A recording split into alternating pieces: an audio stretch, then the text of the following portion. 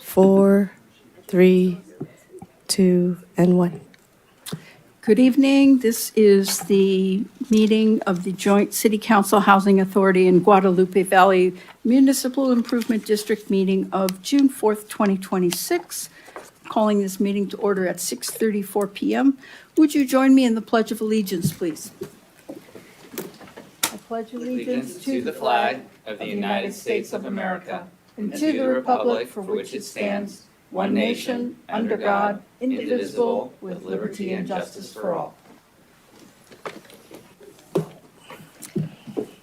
Okay, we have a full house tonight with no council members attending remotely. So City Clerk, could we have a roll call, please? Councilmember Davis. Here. Councilmember Kern. Here. Councilmember Lentz. Here. Councilmember O'Connell. Here. And Mayor Mack. Here. City Attorney Zutler, could we please get a report out of closed session from tonight's special meeting and the closed session on June 3rd?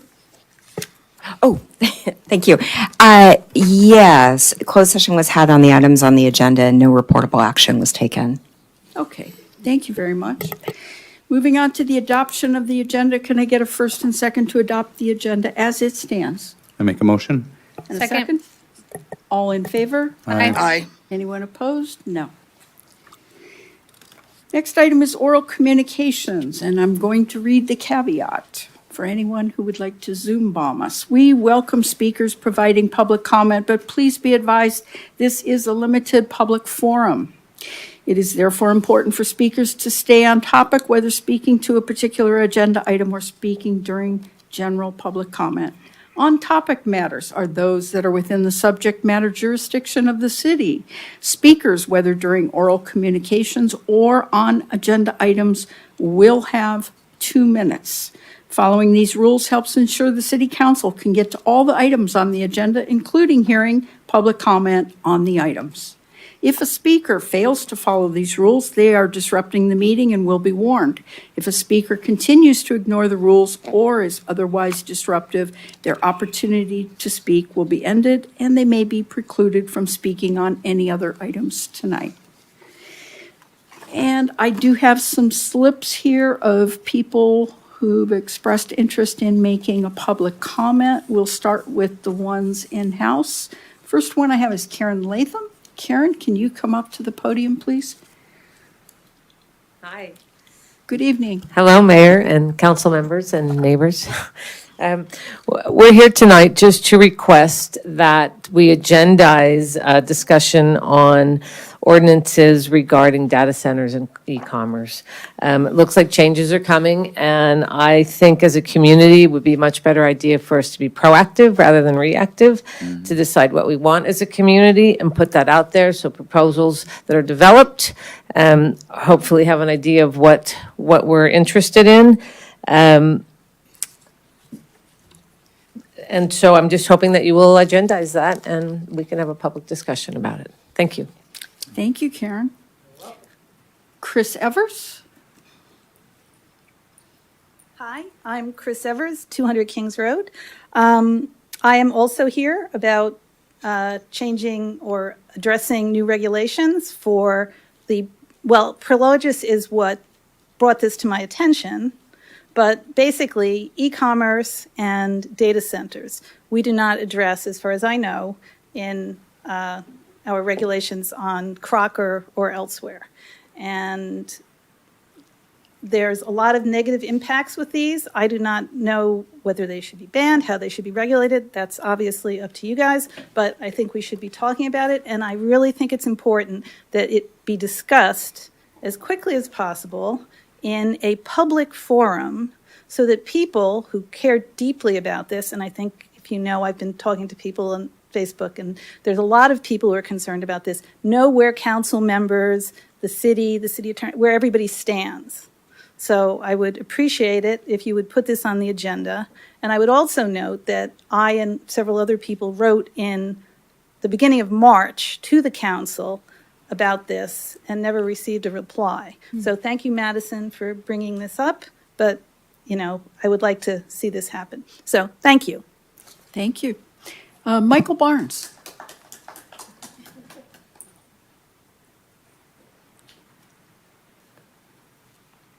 Good evening, Mayor and Council. My name is Michael Barnes. I'm a Brisbane resident. I'm also here to ask that you agendize a discussion and consideration of regulations in the zoning ordinance to regulate data centers and e-commerce.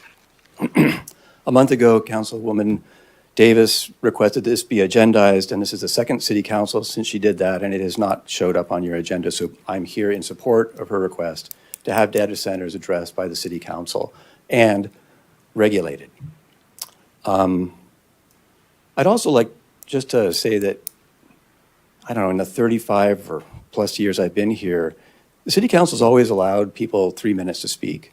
And so this 2-minute thing, I was here at a previous meeting, I was the only person here, and I could not go over 2 minutes. And I always compose my statements to be within your time limits. And I think it's an unnecessary restriction on people. And you allow one particular person in this community to speak at length. In fact, the timer was restarted for her at the last meeting. And that I have to obey your time limits and she does not is discriminatory. Thank you. City Clerk, do we have anyone else, or is there anyone else here wishing to speak, or anyone online? I see no more hands raised, Madam Mayor. Can I ask a question of staff? I don't know if it's appropriate. Go ahead. Given that I requested that we agendize this and there's been support for that here and there's support at the council level, when does staff think that we might have an opening? When can we expect a proposed ordinance or discussion to come back to us? Thank you through the chair, looking at the calendar, I know that the next council meeting is fairly heavily utilized already with a number of items. So we would likely work with the mayor and the vice mayor, obviously, but I think the next available agenda item, time for this item would be in July at our second meeting. 16th. Correct. But happy to work with the mayor and the vice mayor on moving things around should we wish to do this at the next meeting. Thank you. Okay. I think I would just also like to clarify that the compilation of agendas to be approved come from the city manager. So the council will bring up ideas, and then it's up to the city manager to see what business has to be prioritized for upcoming meetings. All right, we move on to the consent calendar. Can I get a first and second to adopt consent calendar items B through G? So moved. Second. Okay, all in favor? Aye. Anyone opposed? No. We move on to a public hearing. This is to receive information on compliance with Assembly Bill 2561. That's Government Code Section 3502.3. This is regarding vacancies, recruitment, and retention efforts. Could we have a staff report, please? Good evening, Honorable Mayor Mackin and members of the council. Tonight, staff will be presenting on the city's vacancies, recruitment, and retention efforts. Slide, please.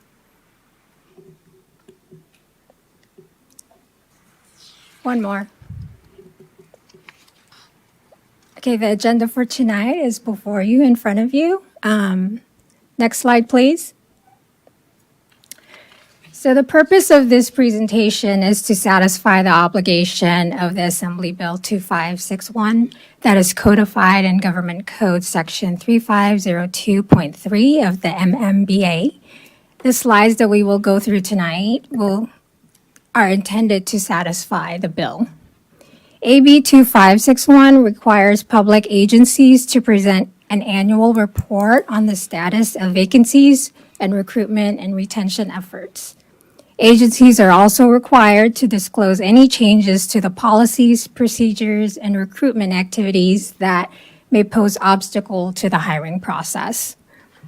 While not the case here, if the number of vacancies in a specific bargaining unit equals or exceed 20% of its total authorized full-time positions, the public agency must include the following data in its presentation: number of position vacancies within the bargaining unit, total number of applicants for those positions, an average number of days to complete the hiring process from the time the position is posted, and opportunities for improving compensation and other working conditions.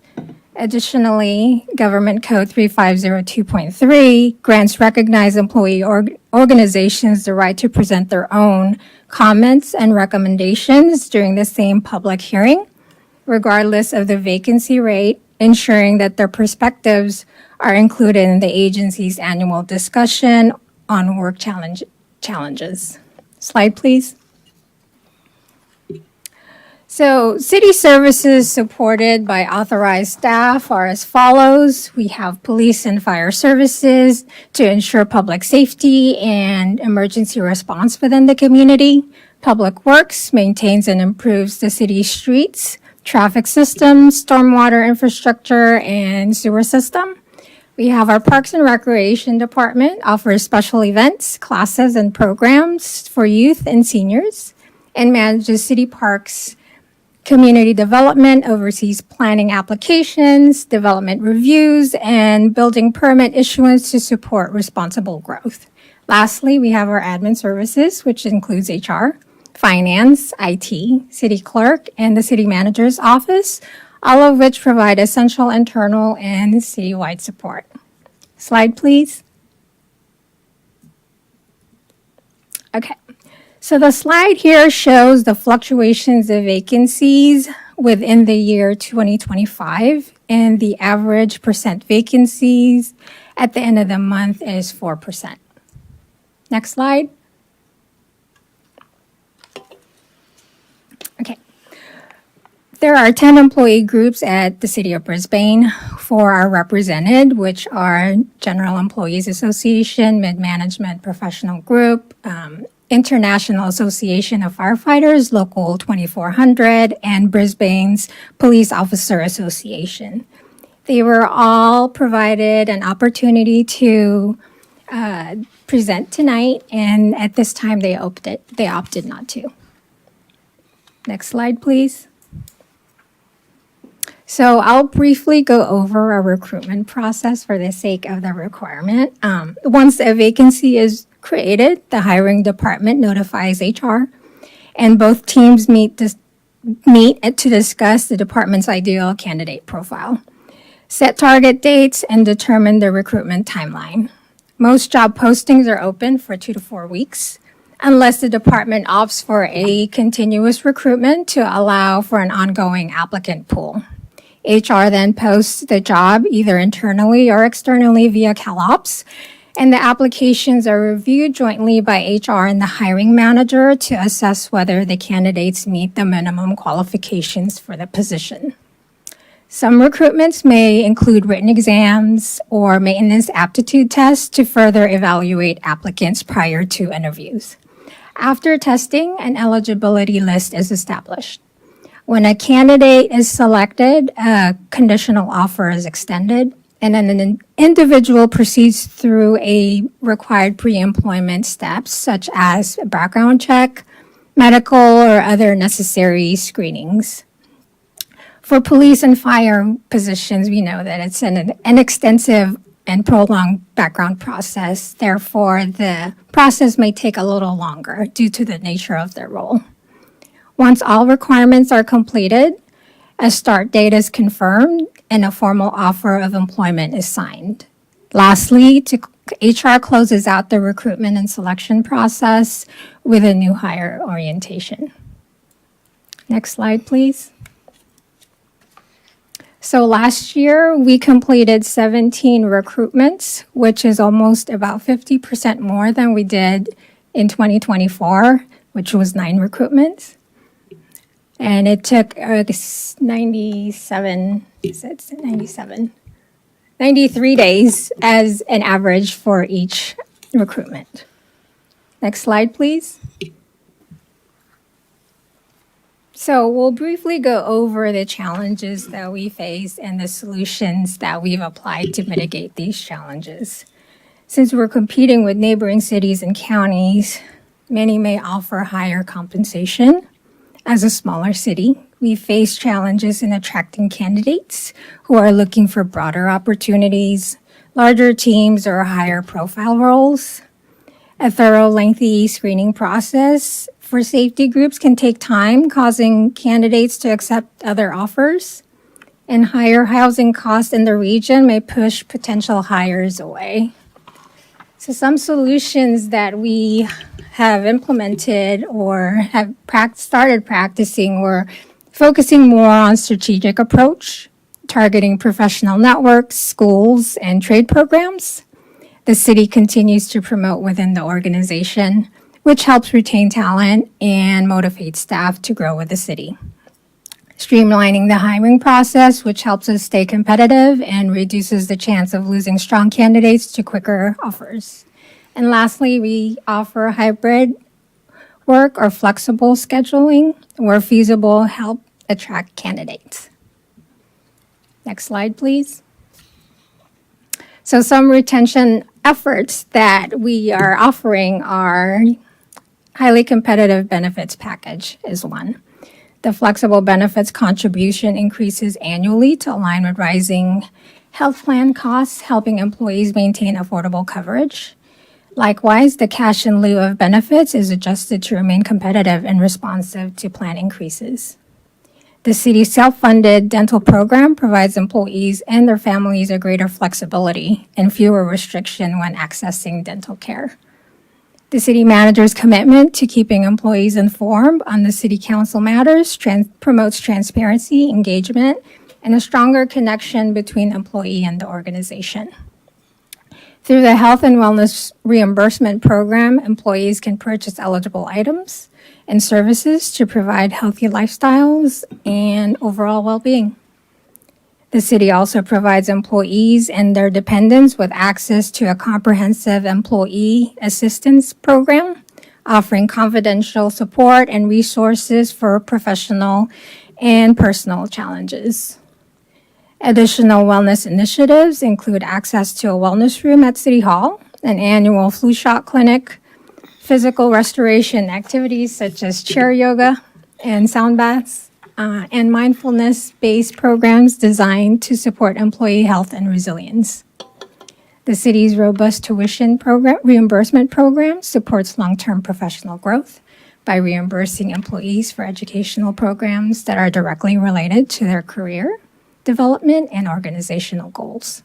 Lastly, to foster employee engagement and recognition, the city holds a variety of appreciation programs, including annual service awards, bi-monthly birthday celebrations, and an employee appreciation summer barbecue.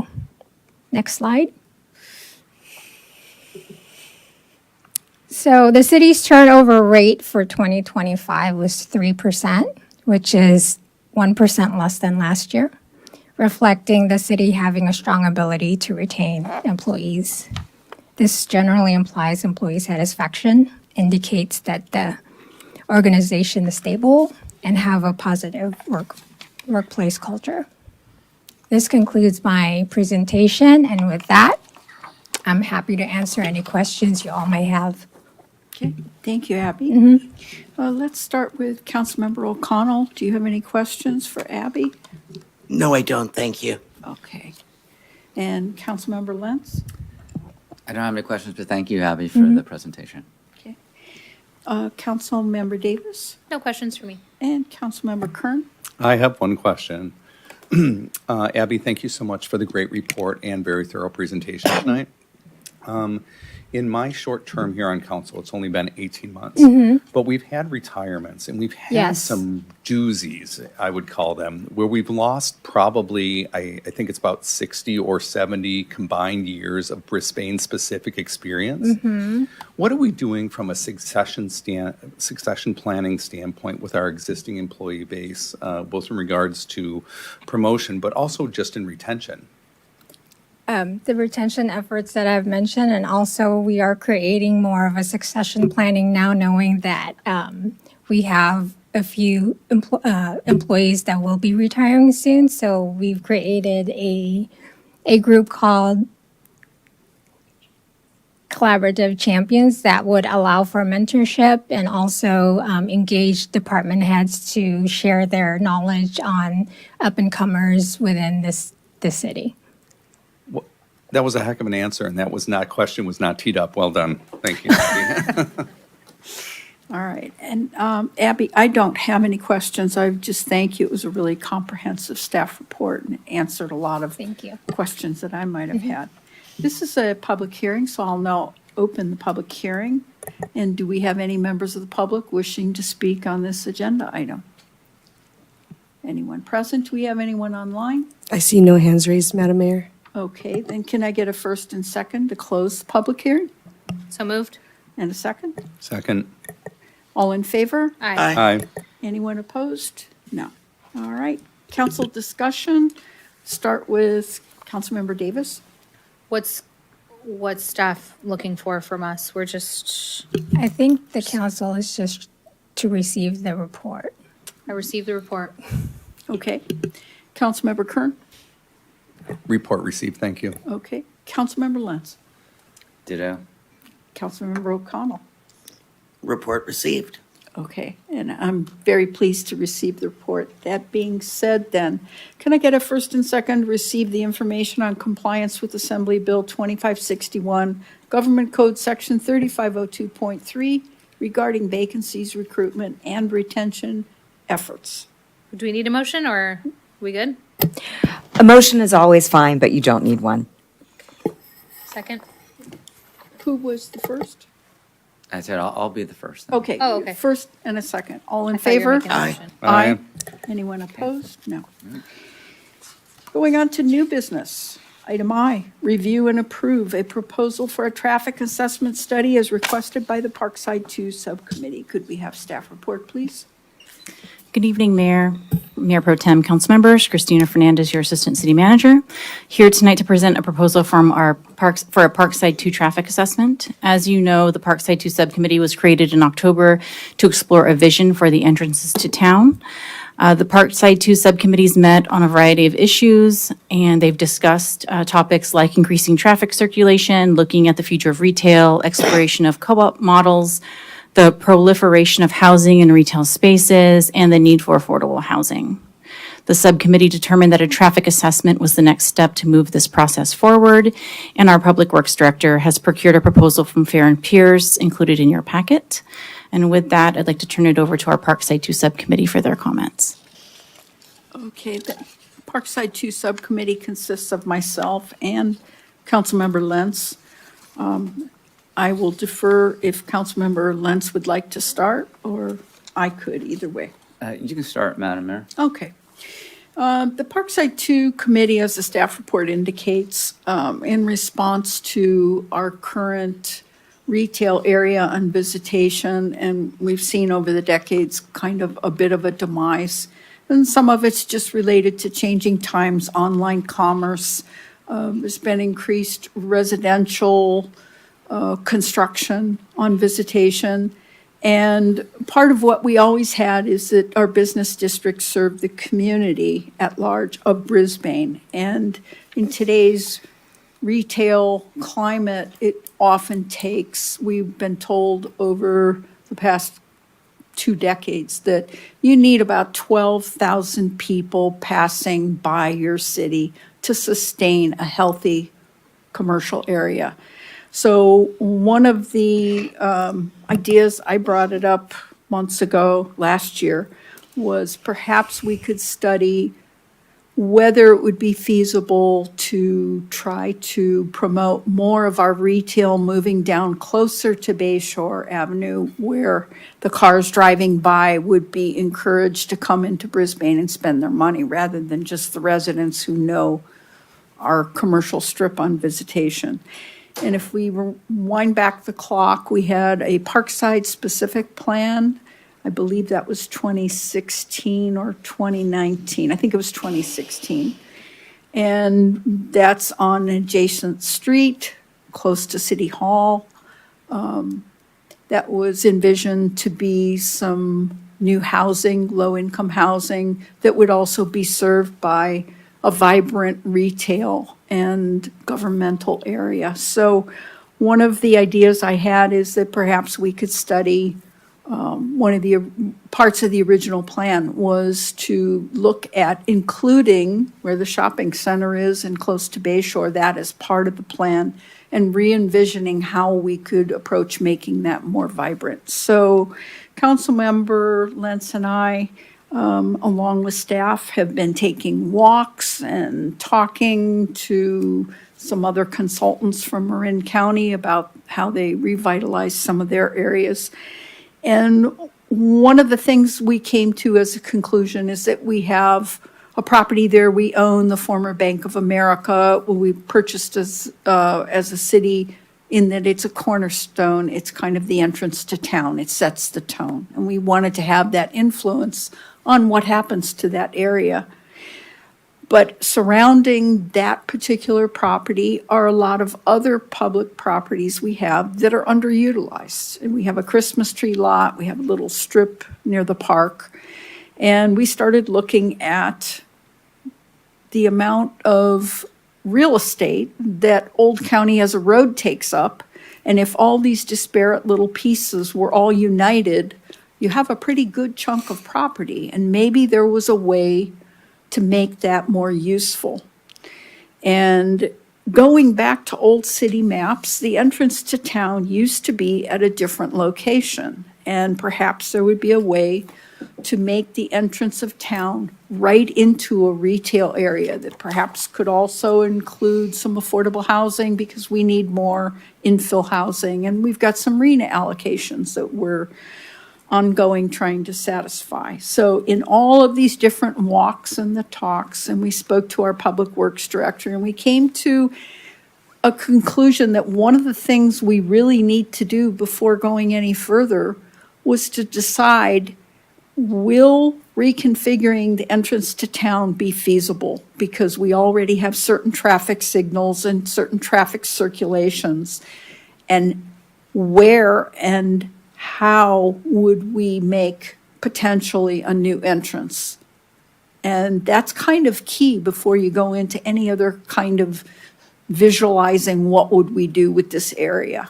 Because this really is just an exploration. It's a proposal. We want to ensure going forward that retail businesses in Brisbane have a chance to thrive, and try to give them the best opportunity possible to grow with us and grow with the changes in population that are coming down Bayshore. So is there anything you would like to add to that? You know, that was great, Madam Mayor. If I could just add that we hired good cities to do workshops with the community. We had several of those workshops, and we solicited their feedback. One of the things that kind of came out of that process was the site is pretty small. This yellow spot, I don't know if we could put the map on the screen, just so that people get an understanding of the area that we're talking about. If you can just give me a minute, I can send it to Angel and see if she can put it up. Okay. Yeah. So, and that piece of property is only 1.3 acres. Whereas if we utilized all of the other properties that we own, perhaps we could have, a site that is more amenable to having a variety of uses that the public would want to have, such as a more robust retail, perhaps an extension of the park. So, but as the mayor said, if you don't have the proper circulation, then you can't do it. And so is something like this feasible? We don't know. And that's why we're here tonight, to have a study, circulation study, that shows, or at least we hope, that it will work. But if it doesn't, then okay, then we gave it our best shot. So, that's about it. Everything else, you nailed it. Well, and I would just add, there we have the map, okay. Thank you, Christina, and whoever, I don't know if Moz helped you or Bob Sage. All of the above. Okay, thank you. And it was last minute, because I thought of it, and I said, is there a way that we could actually have some sort of a map that shows us how much acreage? Because we keep talking about the underutilized space and the contiguous parcels, and what do they add up to? And it's quite a large amount of space, potentially. And I would add that we're not saying the city would develop this. We own these properties, doesn't mean in the future necessarily we own them, but we're looking for ways to envision how we can transform this whole area, this entire Parkside, all the way over to Park Lane. And for the future, and one of the ways when we started this, kind of parlaying off how other cities have approached it, they've done it with a specific plan. Because if you want to have developers interested or parties willing to invest money, you can't just say, we want to do something here. You've got to be able to put something on the table. So that's kind of been our task. And so at this point in time, I think, Maz, would you like to add anything to this? Because you wisely recommended that we needed to look at circulation. You want to comment on that? Sure, happy to. With closing out this section of Old County Road, we wanted to make sure that circulation was still adequate. So the study will look at the integration of a new intersection just north of this of Old County Road. So basically closer to Valley.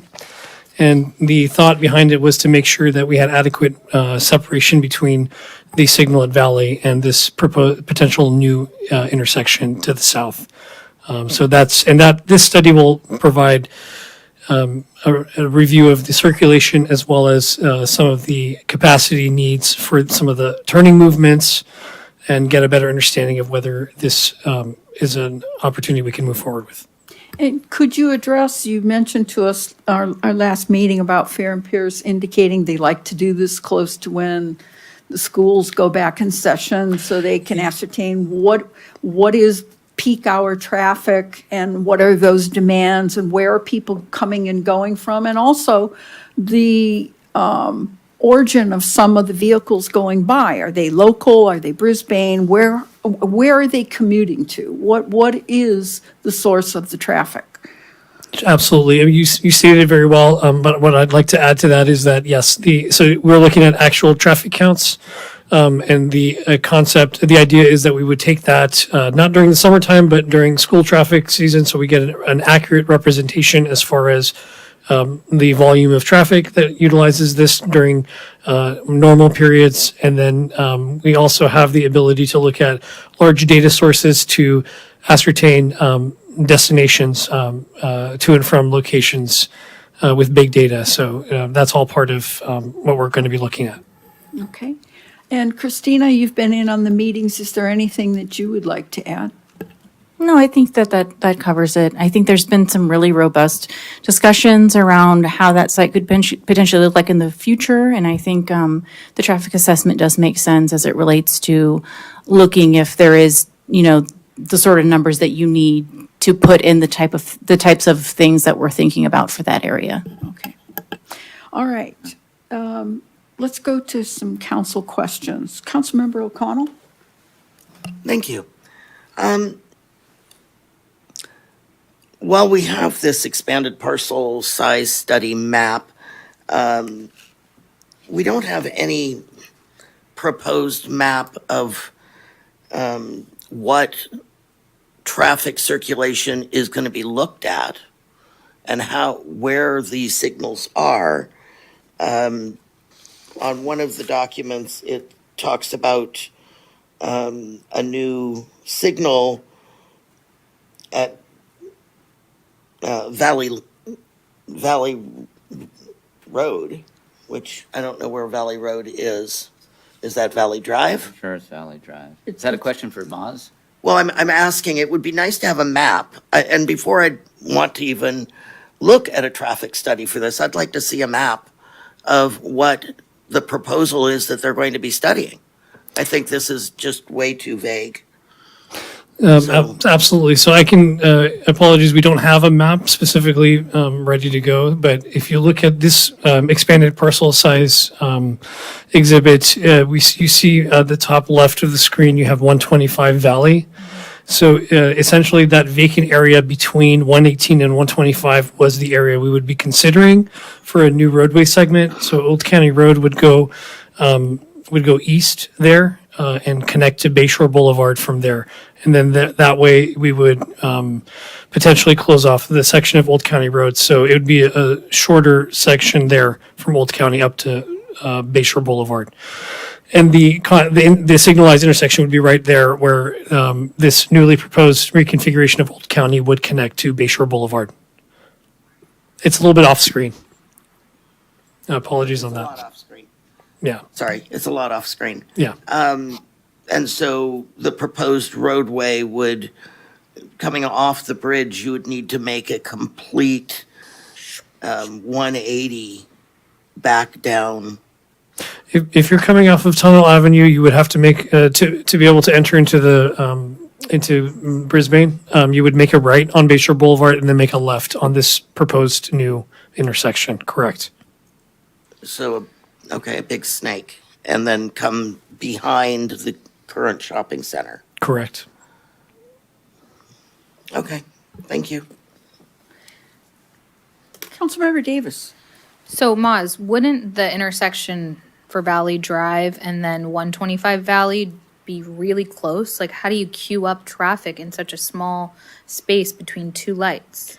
I mean, that was my exact concern, which is why if we wanted to move down this path, we would want to take a closer look as far as this traffic assessment, because that is exactly the main concern that I had with this configuration. So you're coming off Tunnel, you're hanging a right, you're then hanging very quickly, you're turning left. Then you're T-boning into the playground, and you're immediately taking another right to then come around a strong curve to get into town. Is that correct?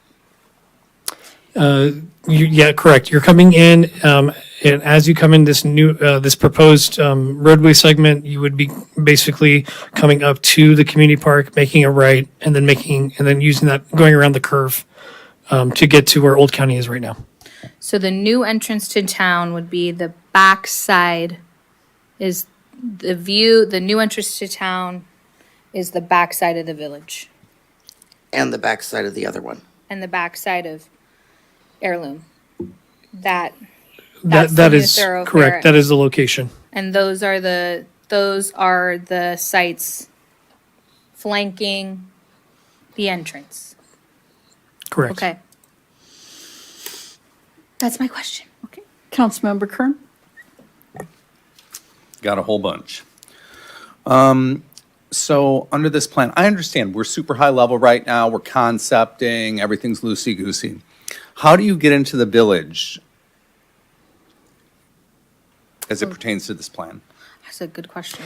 That's a great question. Through the chair, we would be looking at, there was a couple of iterations here on the expanded parcel size study exhibit.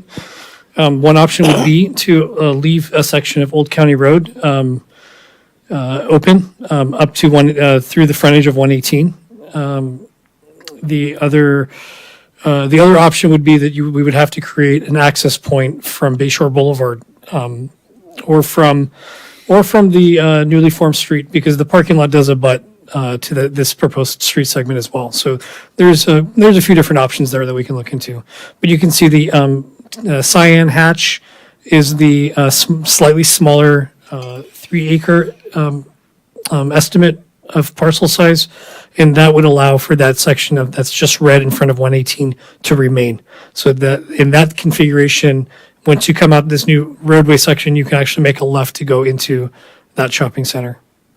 The other option would be, like, as I mentioned, the parking lot abuts what would potentially be the new roadway on the frontage side against Old County Road, so it could also connect there.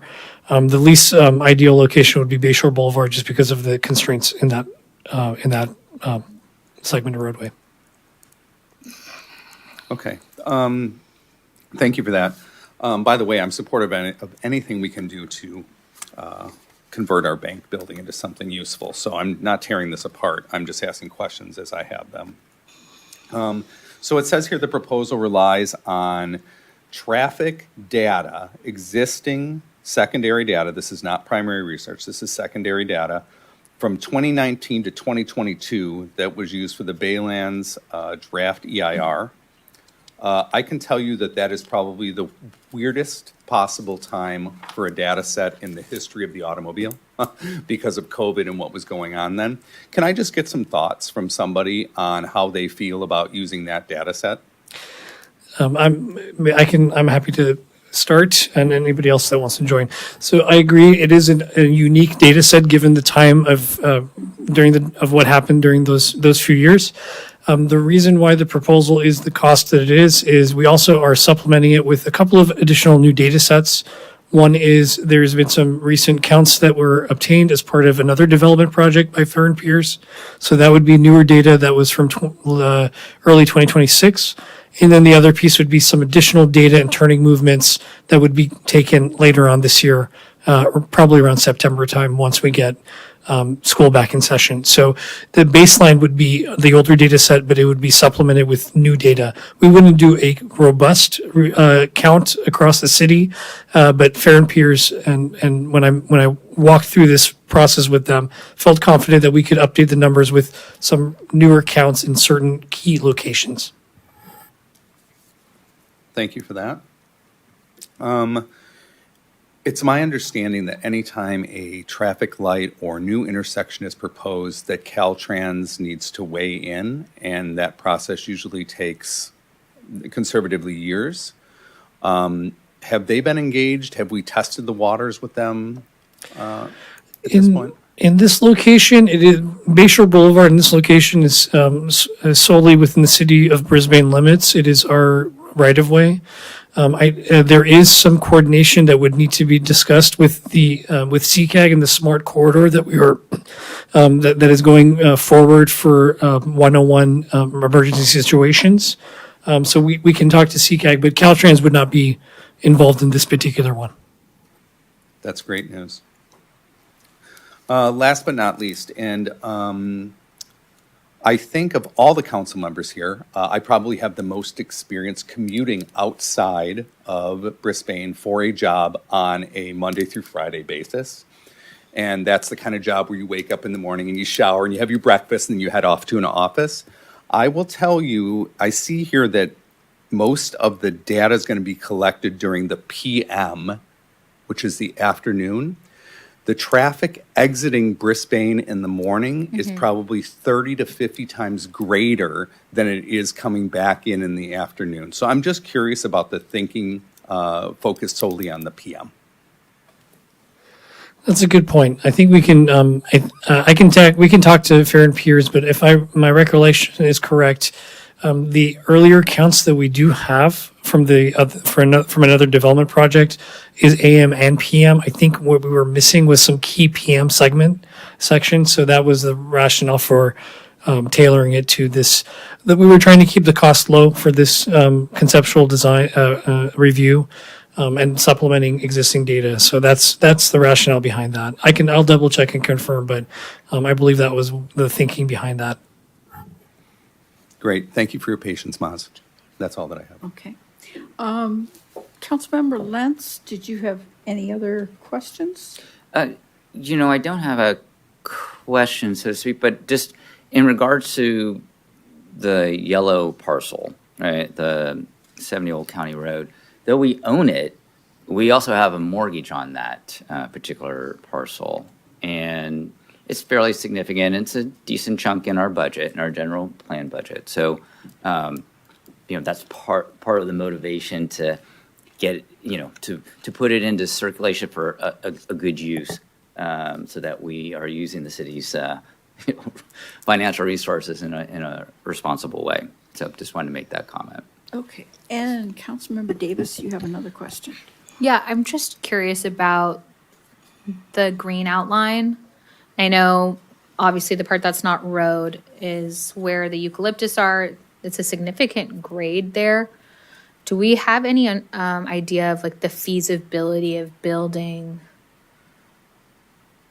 that? Is the feasibility really just 70 plus the road and really not taking anything up that grade? Tell me your thoughts.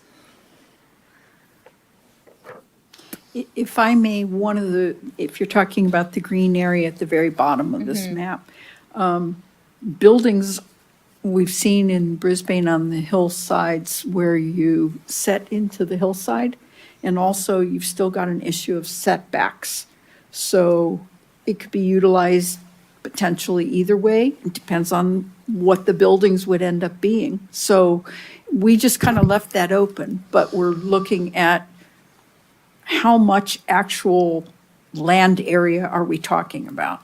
Yeah, because I know it's so skinny and it goes up Yes. so quick. So Yes. I'm just trying to envision, like, is that really buildable land? That's a good point. Through the chair, it's the usable. Yeah, this is the footprint of the parcel itself. The usable, the buildable area could be a little bit different. Obviously, anything that you do that would really push up against that slope, you'd be talking about, some other improvements. But from the perspective of setbacks and looking at things of that nature, obviously the property line does, whether it's a slope or a flat space, it does count towards setback requirements. So I don't think we've gone to that level of detail as far as how close we would be going to those property lines. Okay. Any other? I Yes. do have one more. Councilman Bacon. And with the road change, which granted, I really think it needed to have a map of the road change or the potential road change, how would anyone access, except from southbound Bayshore, how would anyone access any of the businesses or residences here without going through the parking lot that we don't own at 118?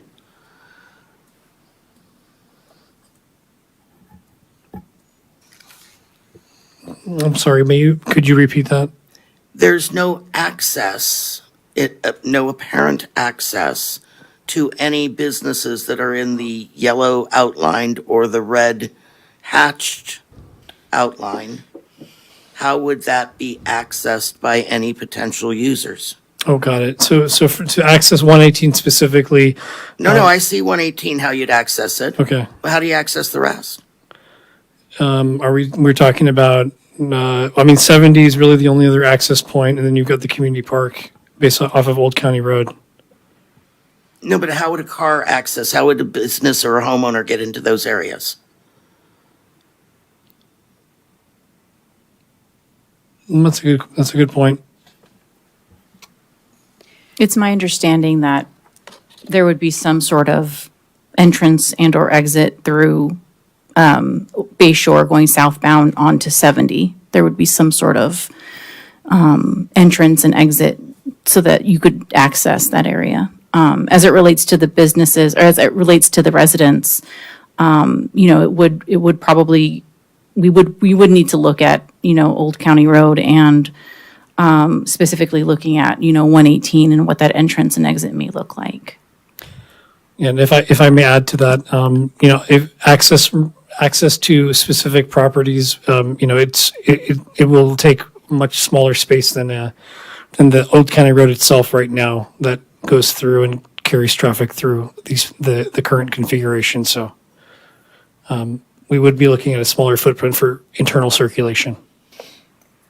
Okay, thank you. If I may, when we were looking at this site, obviously we're focused on the city-owned property, but there's always been the hope, and we've discussed it amongst ourselves with the public, that potentially we could partner with the owners of the shopping center.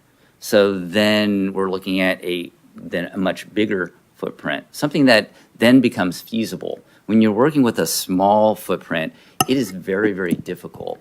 So as Christina had mentioned, we were looking at how do we improve the folks coming in to the shopping center, right? Can we create two entrances? And so having one off of Bayshore, if this was a reimagined, maybe 5-acre, parcel, right? We're right now, really in the end, it's about the feasibility of the circulation. You guys bring up excellent questions. Yeah.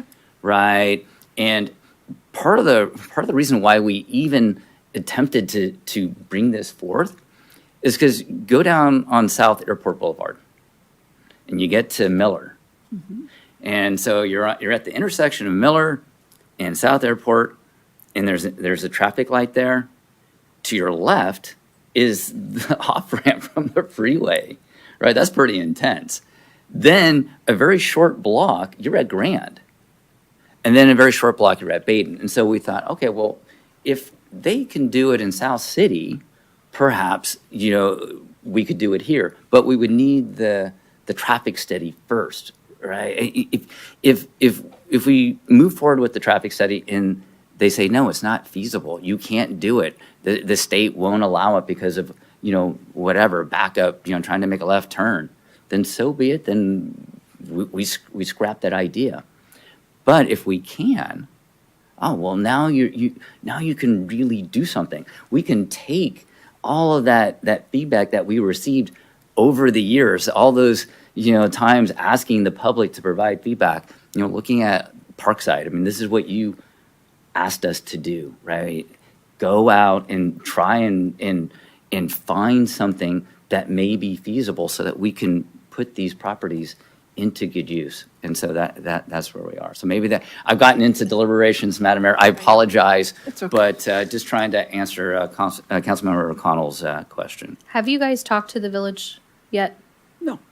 No, we haven't gone that far because, again, in looking at the space, you can't envision what's possible until you deal with circulation. That's just on the map. So this is like checking off a box. Is this feasible or not? Because one of the things we learned from studies on 70 Old County is that the property is considered very small for a lot of development purposes. So that's where we said, hey, we've got all these other public lands surrounding it. What if we enlarged that?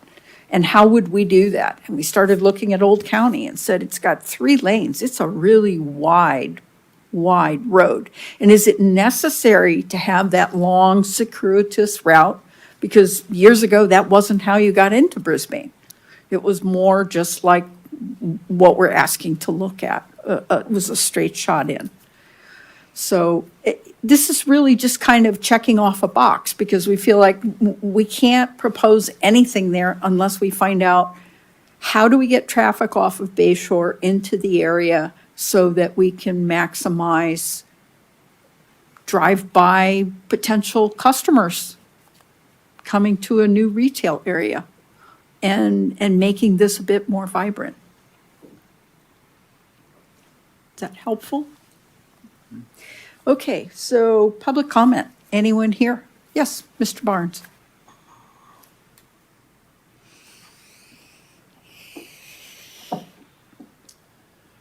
Mayor, Council, my name is Michael Barnes. I'm a Brisbane resident. This month was the month you were going to try to resolve the future of the Bank of America building. Now the process has changed to a larger area, and it looks like the kind of mission creep that distracts from the original goal of what to do with the Bank of America. And this potentially adds years to any solution to your Bank of America problem. If you're putting in a new roadway, you'll have to purchase more land. Do you have a willing seller? How much are you expecting the road land to cost? I don't see a clear, well-defined goal for this growing project. You are not commercial developers. Retail development, I believe, is really beyond the city's expertise. And consultants have told you that Bayshore traffic must be captured on Bayshore Boulevard. Those customers don't want to drive into Brisbane. I saw in the staff report something about cooperatives. I don't really know what that was about. But if it's for businesses, I'd have to point out that Ace Hardware is a cooperative and they just failed. So I'm having a hard time understanding what's going on here. You bought the Bank of America to control the entrance to town. And now you're talking about moving the entrance to town. I am perplexed.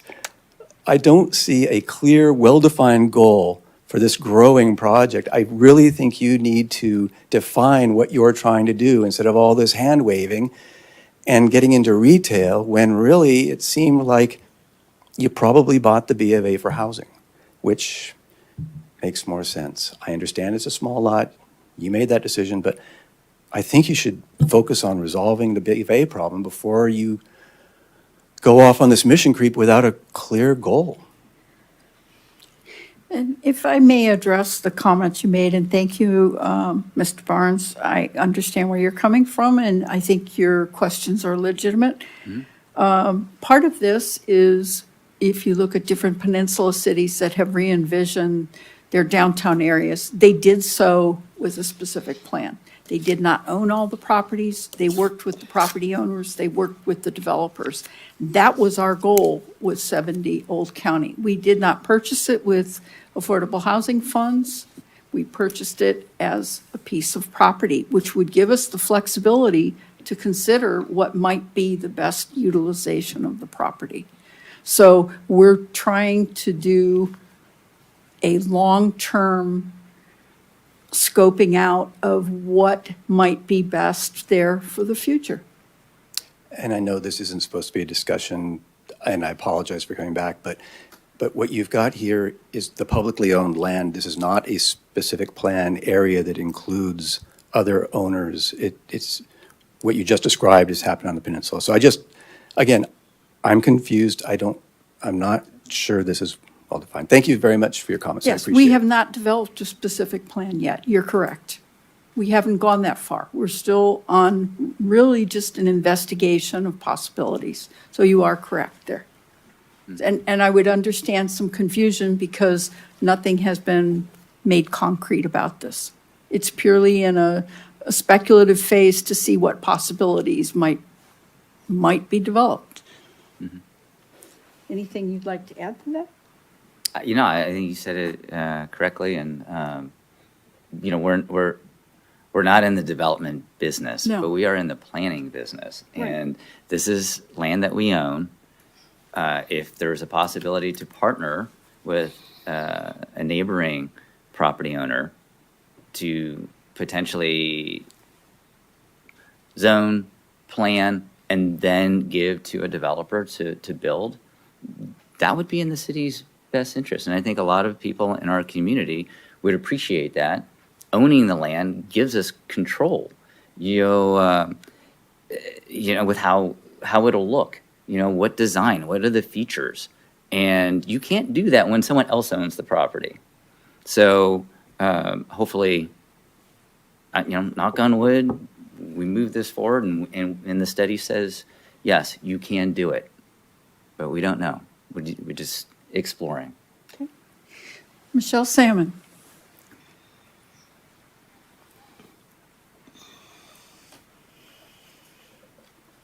I'm sorry, I was not able to see the entire presentation, but I saw enough of it to understand what's going on. And it must be a cold day in heaven because I agree with Michael Barnes. I'm looking at this and it's a mess. It is an absolute mess. You expect people to come in through here, come in through there. It doesn't line up with the entrance to Brisbane that was 70 or 80 years ago. That was a straight shot up, down, right visitation across the water and everything. You guys haven't even talked about sea level rise. Hello, what have we been studying? That where you're talking about putting houses, that was the Bay Shore. I've provided photographs. I've provided information about that. And why would you want to build housing in that risky of an area?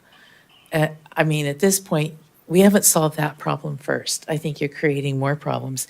You destabilize that hillside if, trying to carve out some of that steep area where the eucalyptus trees are in order to build more housing. If you actually have looked at the specific plan for the Baylands yet, you'll see the plan is to have a Bayshore 1 lane in each direction, not 2. That further complicates the in and out issues. People coming out of that little part where you said, they have to turn south. But what if they want to go north? Then they have to make an immediate U-turn. U-turns are a tough thing on Old Bayshore right now. And you talked about what South San Francisco did. I avoid it like the plague.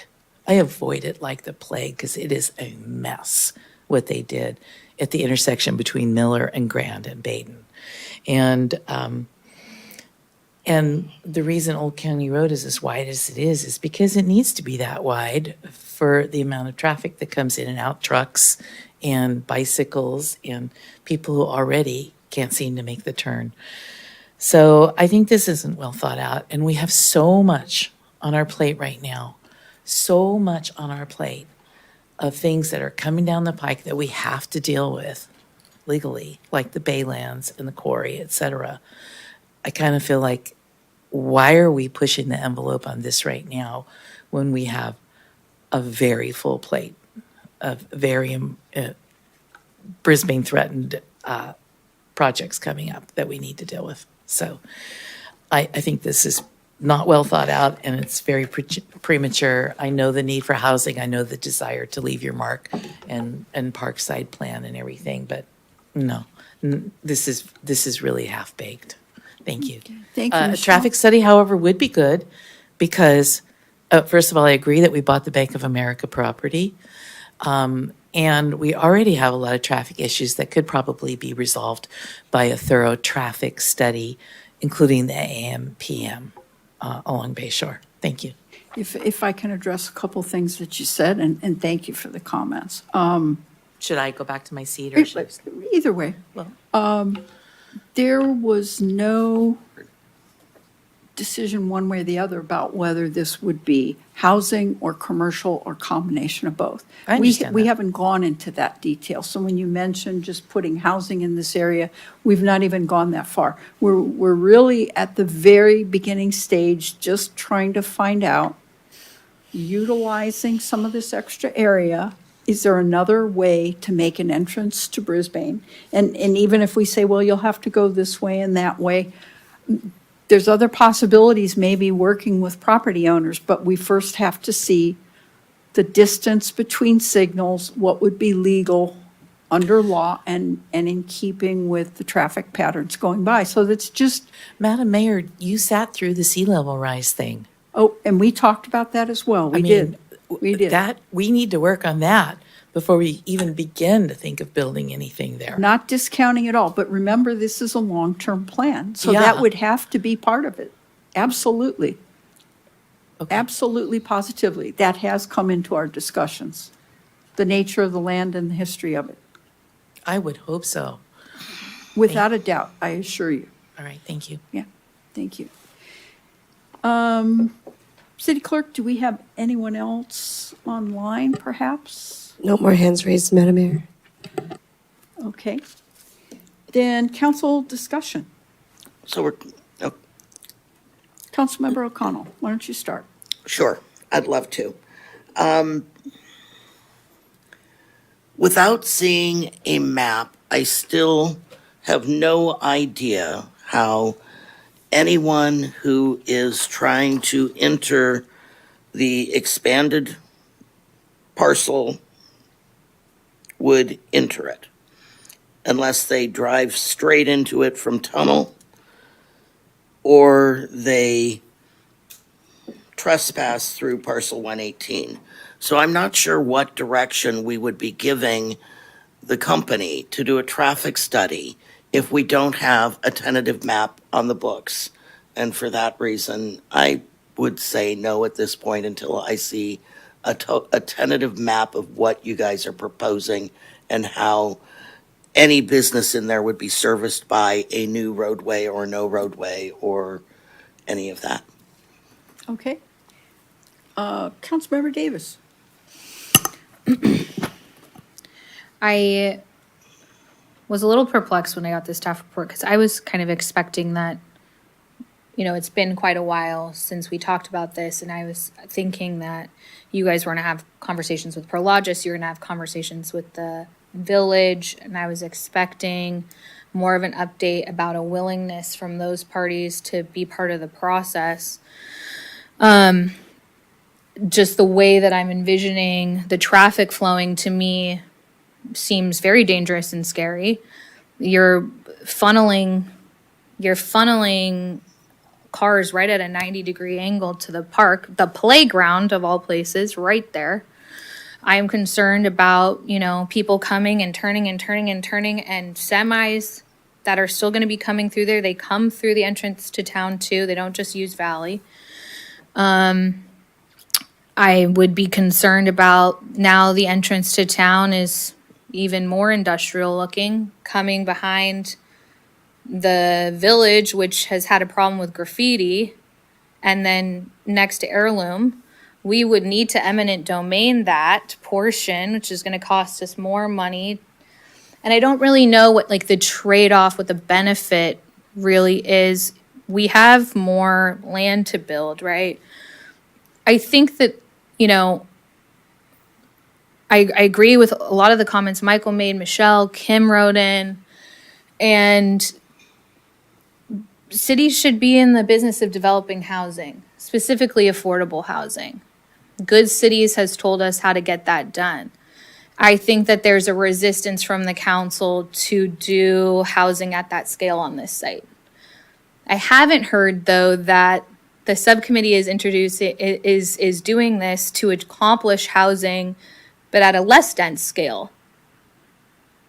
It was stated in the Good City presentation that just retail is becoming less and less viable, and we're seeing that happen rapidly right here in our downtown. So to me, the solution forward and our responsibility ultimately is to produce housing. I'm not getting the sense that the council is interested in doing that. My suggestion was, can we use some of those parcels in green, leave the road open? Can we use the teen center site? It's not adjacent, but it might be close enough to put some housing or parking or something to bring density down, because there's economies of scale and a housing developer might be able to spread the density out a little bit. But ultimately, I think that this is drawing this into a multi-year project that is, again, contributing to the blight that we were trying to prevent by buying the parcel. I think that it's not fair to the public. We have this piece of land. They're expecting us to do something with it. There seems to be a gross misalignment here about the path forward, and I feel that we're at a place where we need to sell it. Because I'm concerned that this committee has had several months to come back to us with something, and I'm getting very little. And so I'm seeing this get delayed and delayed and delayed, and I'm not seeing an alignment. And so to me, it's like, okay, we're trying to make a square peg fit in a round hole. Is it time to cut the losses and say, clearly this council doesn't have the appetite to do the amount of affordable housing that would be feasible here, or a project that would be feasible here on the land that we own currently? And the only way to make a project that other council members are going to be interested in is buying up a whole bunch of more land, restructuring the whole entrance to town, when we don't even know if we have willing parties at the table. I'd love to have like a beautiful town square that we see in Redwood City. I don't know that I don't think that that's possible here. I think that what's really possible is, you know, community spaces, community center, teen center, whatever. We're seeing that retail is dying. Services like salons, offices, those are the things that are surviving. So to invest all this time and energy to create something that sounds incredible, but I don't think is actually feasible, I think is a waste of time. So. If I may, I'd like, before we go on, to just address a couple things you said, because it's always really helpful when we've been immersed in this to hear from someone else. And there have been delays. We've had a lot of other meetings on other topics, and we also had to work with staff and not overuse their time. So the delays have not been completely unwarranted. That being said, I think it's important again to stress, we did not get into the weeds on this as to exactly how you would have a road here or there. The objective here, which we came to as a conclusion, was you couldn't envision anything in here without establishing what the traffic pattern would be.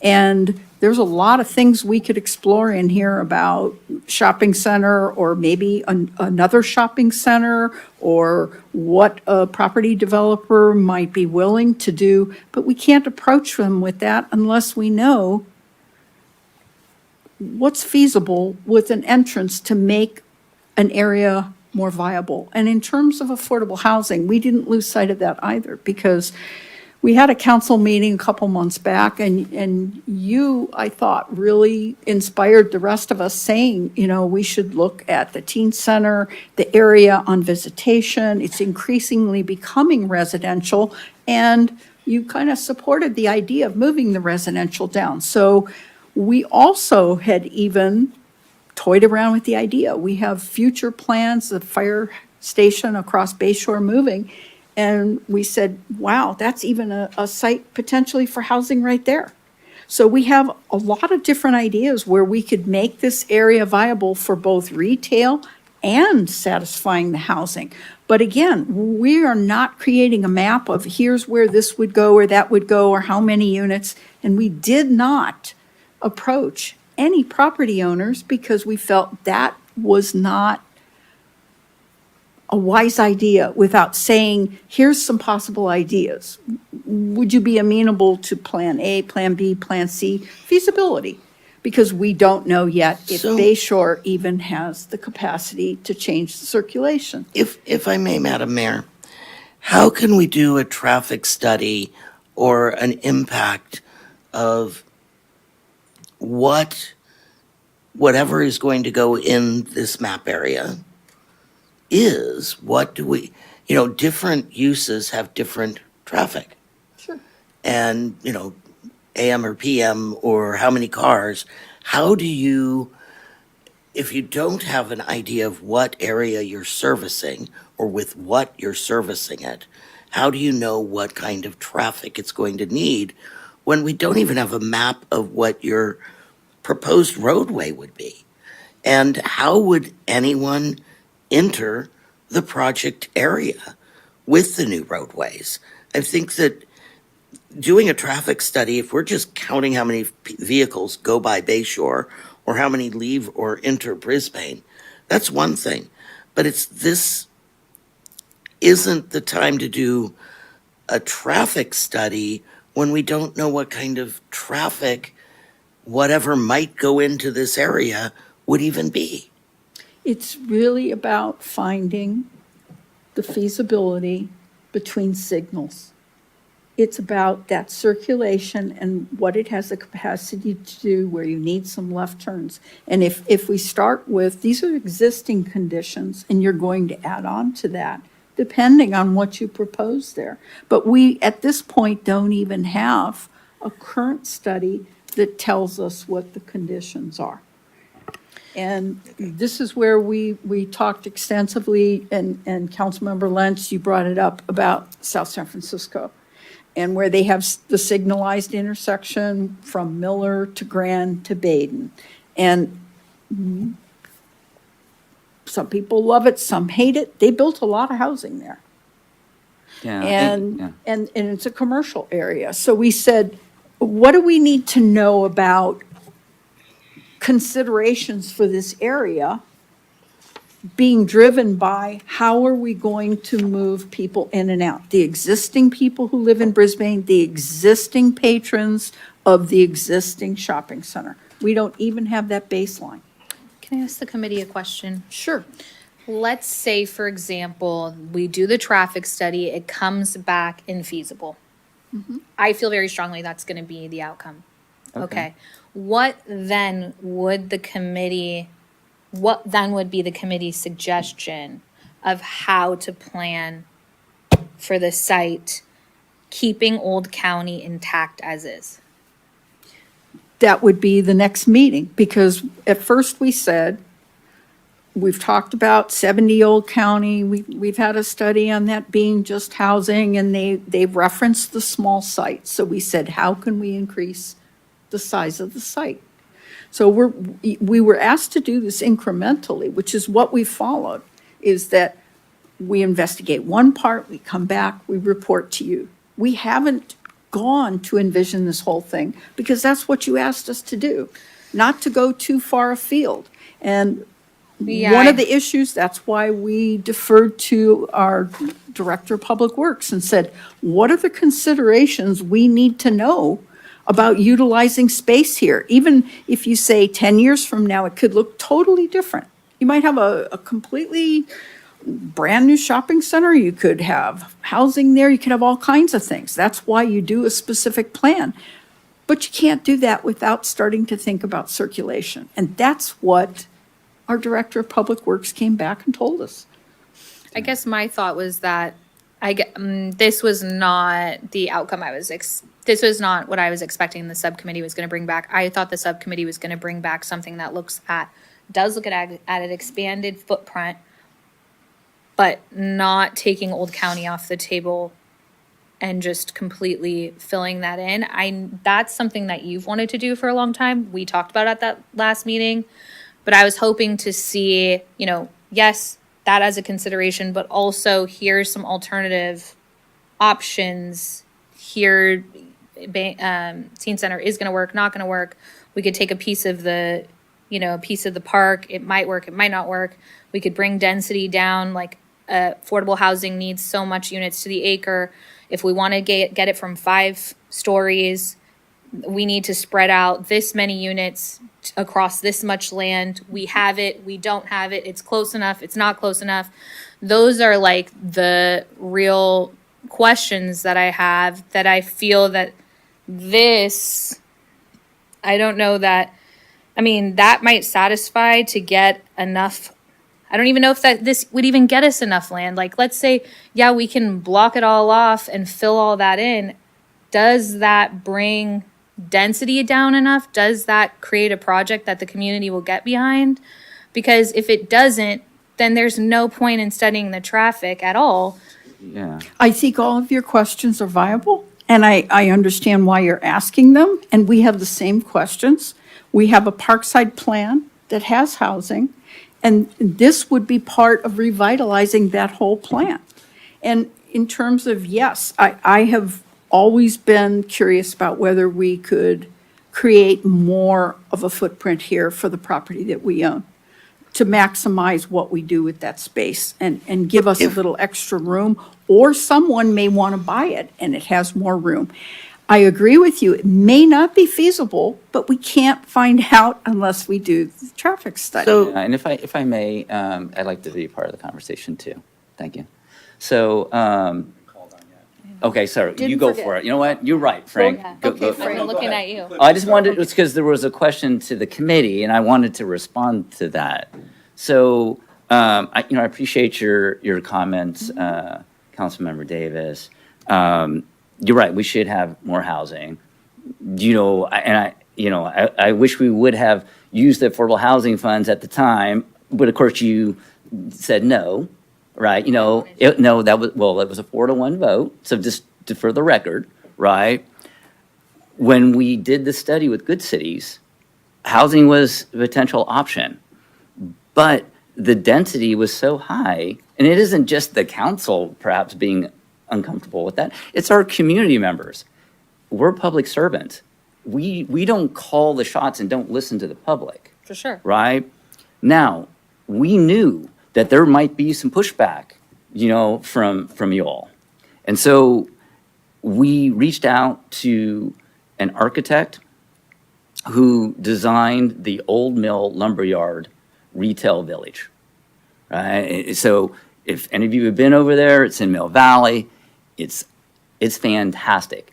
And this property, it used to be an old lumber yard, and when it went up for sale, there were 5 developers, 4 housing and 1 retail. And the housing folks, right, they wanted to do the dense housing there. One person said, hey, we can utilize the buildings that currently exist, remodel them, and create this dynamic retail village. And if you go there today, it's fantastic. And so then you start to think, right? It's about being creative. It's about engaging the community. What exists in our area? If we take the approach like, that's not feasible, and not do the study to see if the circulation is feasible, then we get stuck with the same thing. We've owned this property for a long time, and it's cost the city hundreds of thousands of dollars. If we wait 10 years, it's going to be $1 million. That's basically that you can't get back. Now, I was that vote to use affordable housing funds to purchase it. But you know what? I'm glad that we didn't, because I think by utilizing the general fund money, it gives us greater flexibility to be able to then do something that does not exist anywhere else. And when you look at this, this map here, it's just one section, right? We are really looking at the entire area around the park. No one wants warehouses across the street from our park. We don't want that. It happened, but it happened back in the day because we didn't control the industrial park. Someone else did. And they made decisions that we couldn't, contribute to. But it is what it is. We hope, right, if this is feasible, then we can start having the conversations with folks. You can't talk to Prologis or, the owners of the shopping center about, potentially doing something if it doesn't work, right? That would be foolish. We don't want to do that. We want to be able to go into a conversation and that hopefully the rest of the council gets behind, right? We are not the people that, we're not the deciders, the two subcommittee members, the entire council is.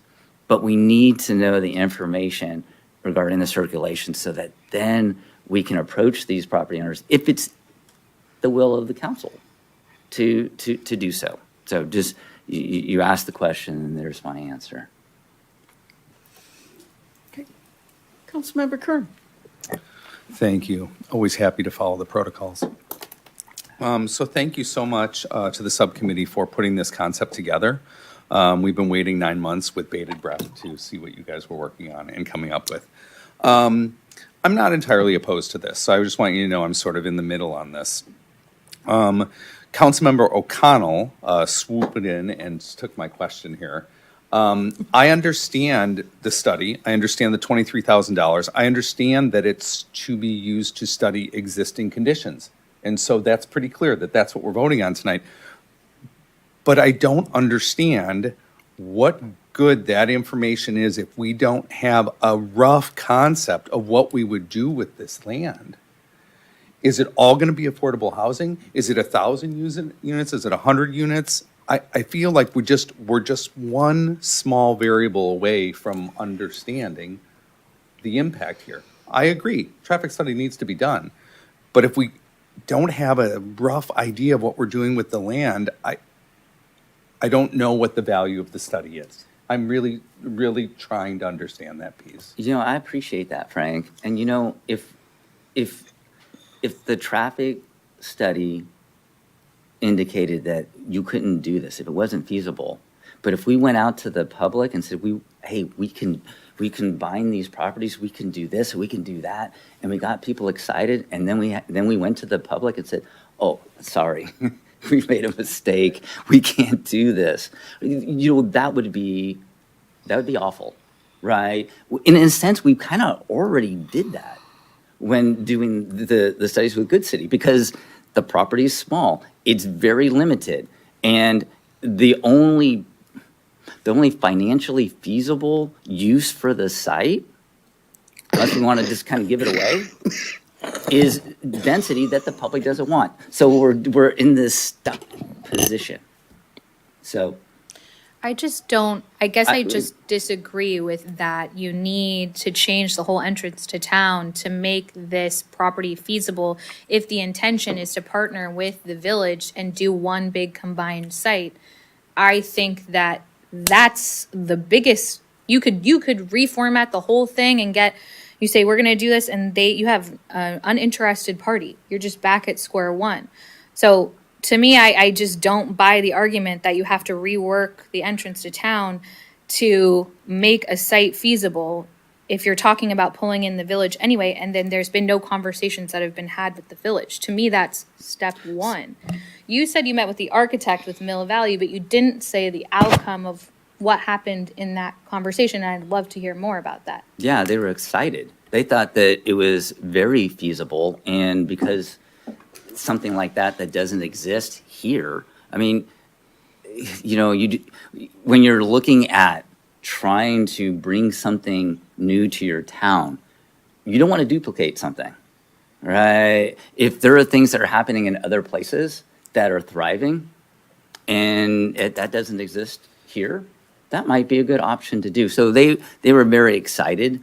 Getting back to your other question though, Madison, the current configuration is designed so that you can't make a right turn into the shopping center. You have to come into town. And so by eliminating that intersection, now you have a straight shot. See you all later. Now you can create that. Show me how. So if you look at the map right now, so there are these off-ramps, right, that come off of Bayshore. And so because you have that onto Old County, and there's a ditch over here, and you have this intersection, you can't have cars stop and turn into the parking lot of the village. That's why we don't have that today. Right. Right. But if you have a straight shot, okay, well then, and you extend it a little bit out, maybe where the, at the end of,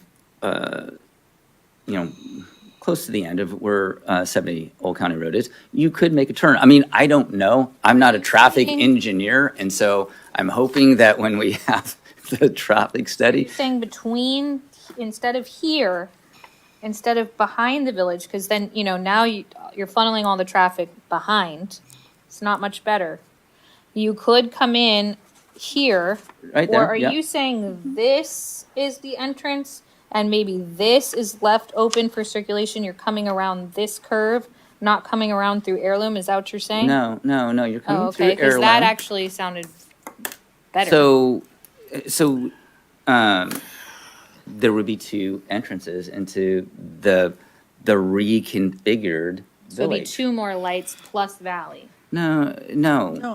They're just, because of the current intersection, you can't make a right turn into the village. Oh, okay.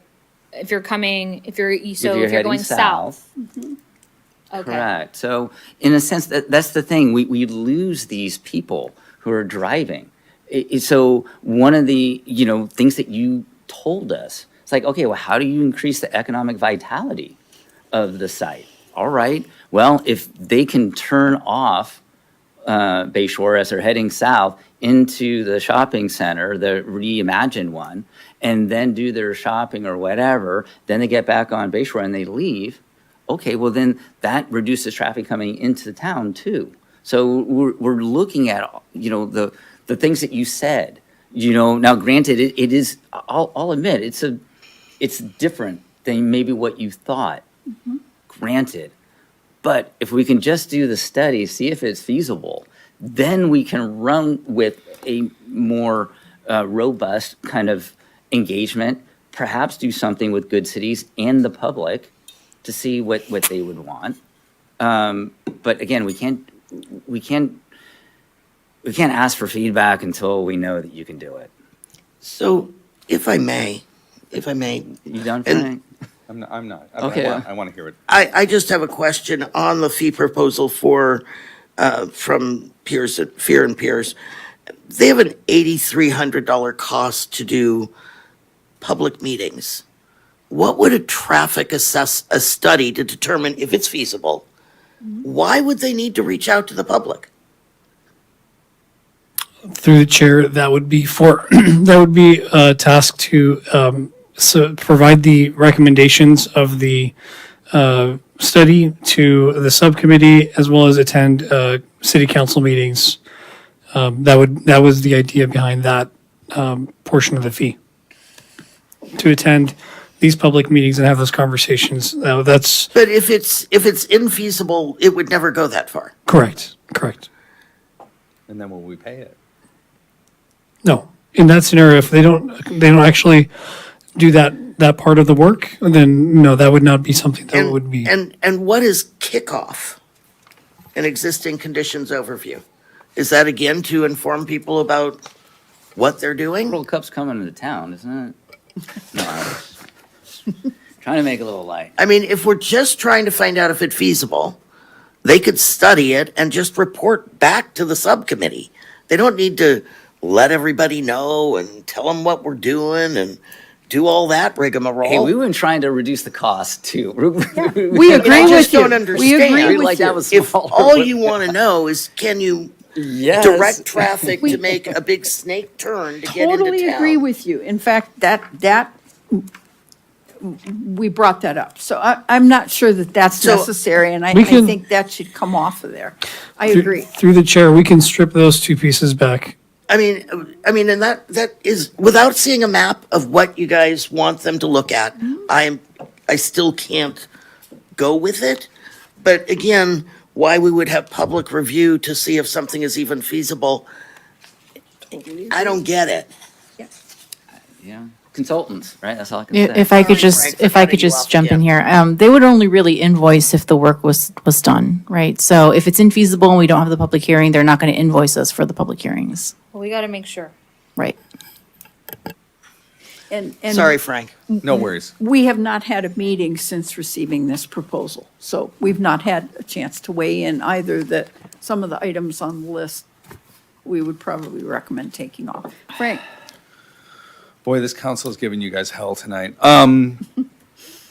So I just want you to know, this is a little bit different than what I was expecting. I feel like 9 months ago, when you guys left the council, you were going to come back with ideas and proposals. This is really only one. And so I'm just calling that out. And I don't mean to give you guys a zinger on that, but it is only one. So my question to you is, you're making a compelling argument tonight, slowly getting on board here. My problem that I'm still seeing here is I'm looking at everything that you've got shaded in the green outline, the yellow outline, the red outline. We're looking at 70. It's important that we develop 70. We want that bank building turned into something good, especially affordable housing. If we were to change this road configuration, if the study said, yes, this works, this is great, don't we end up with an exact same situation with 118 where it's a parcel of land? I know people in the city of Brisbane throw around the word blight very freely. I think it's blight light. But then we're stuck with a parcel here that's going to be an island that we don't own, but it is going to be in bad shape. And so by boxing in 118 now, are we not causing ourselves just a future problem having a property that's no good at the entrance to town again? And I'm just throwing that out there as a concept and as a question and observation. That's it. Yeah. And if I may, Madam Mayor. Go ahead. Wanting to have the feasibility study for the circulation was to present this as one of the options for you, right? We still intended to do the other ones, right? So I just want to be clear about that. It's like, okay, we're having trouble with what we got, and so, I mean, once we understand what you can do with this circulation and this potential alternative, then we would work with staff to come back with some different alternatives that then we could, if given direction by the full council, start to reach out to these property owners. We're not going to do it on our own. I think we've been pretty clear about, just always wanting council guidance. I mean, that's what we do. That's how we roll. So, if it's not feasible, it's not feasible, and we're not going to spend, the 23,000. It's going to be much less. And so, I don't know where Terry and Madison are. You said you're in the middle, Frank. No, can we just kind of get to it, please? And are you willing to say, okay, yeah, let's go for it, and then we'll come back, and if it doesn't work, it doesn't work. Always comes to me. Yeah, I know, man. You're in a unique position.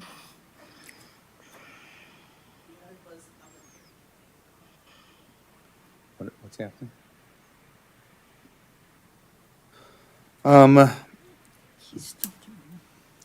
Maz, I got one more question for you, if I may. I know it's discussion time. What other uses and for how long can we use the results of this study? That's a good question. I mean, having new data sets is always important, and taking them at the right time, obviously. So we could use it towards, future work with respect to anything in this area. It would also be part of our general data that we will have when we do other analysis. It's just another set of data that we can utilize and pull from for a variety of needs. Fair enough. Okay, I'm on board with doing the study. So long as we get to retain the data, it will be our data. As long as we get to retain the data and we can use it going forward, I think the data set that we've got here, the secondary data set that we're using from 2019 to 22 is unreliable. This will give us additional data to make decisions from.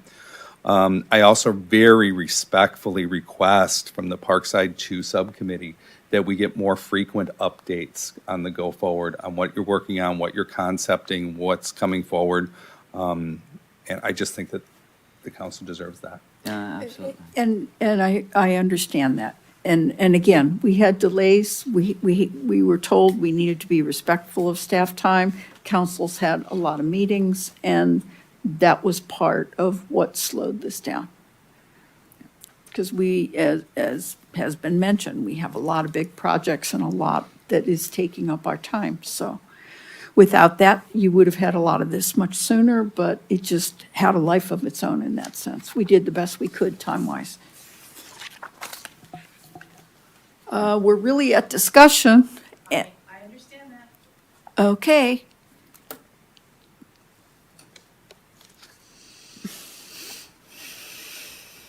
If you are going forward with the traffic study, I highly suggest that you also include the traffic inbound on San Bruno Avenue from Bayshore and all other, and up also. What I've noticed, there has already been significant changes in the traffic patterns on Old Bayshore.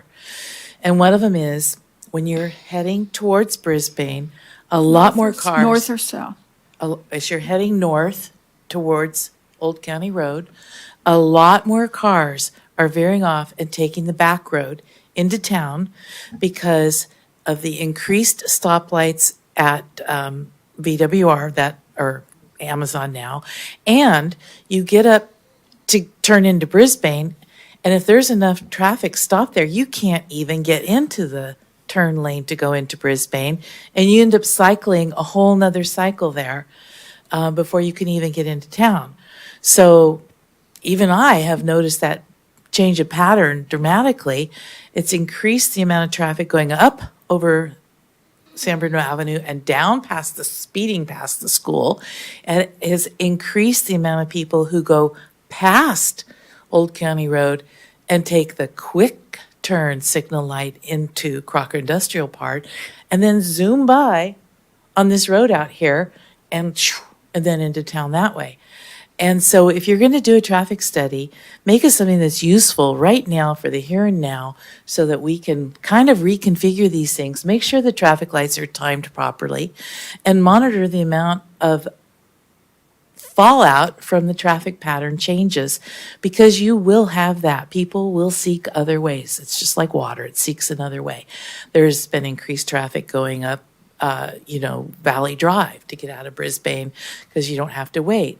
A lot of times we go out through this way because we don't want to wait for 2 minutes at the signal light at Old County Road. So I'm just saying, if you're going to do this traffic study, make it more comprehensive and more useful for the current situation we're in now so that we can better understand the changes that have happened in our own traffic. Okay, thank you, Michelle. Moz, based on what Ms. Salmon said, would that not add additional costs to do expanding that study?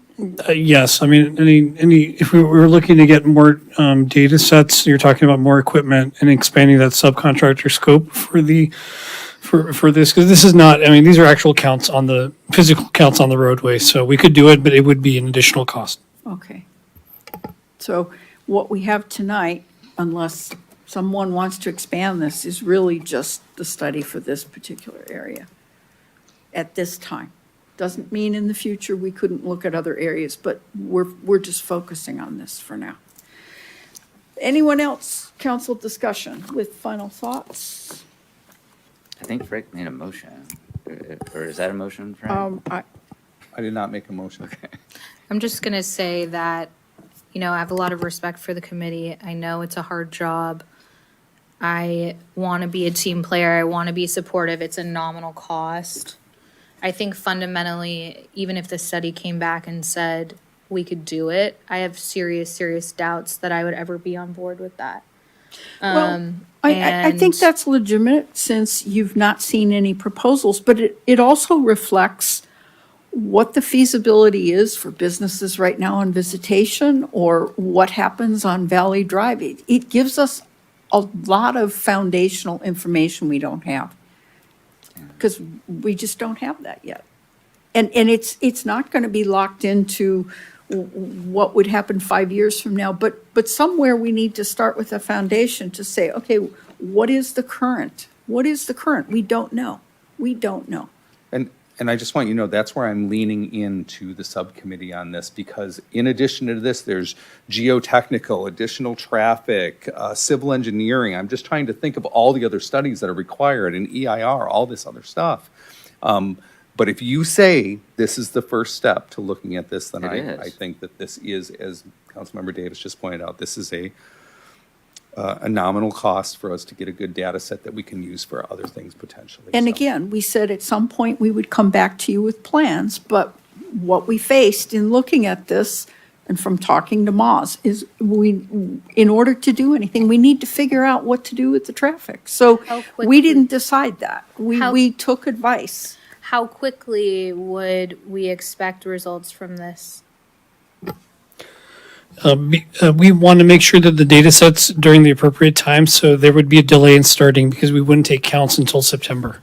So yes, because the school will be out of session on the 18th. I think towards the tail end of school year, usually you have the different traffic patterns.